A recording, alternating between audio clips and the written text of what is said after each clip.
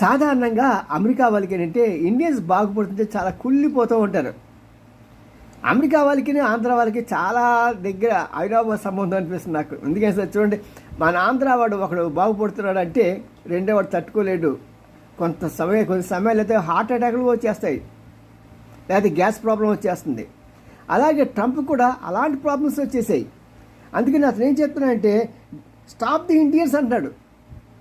Stop the Indians అని ఎందుకు అంటున్నాడు అంటే ఇండియన్స్ని అమెరికాలో రానివ్వకూడదంట, అమెరికాలోకి ఎదగనివ్వకూడదంట, అమెరికాలోకి వాళ్ళ ఉద్యోగాలు చేయనివ్వకూడదుట.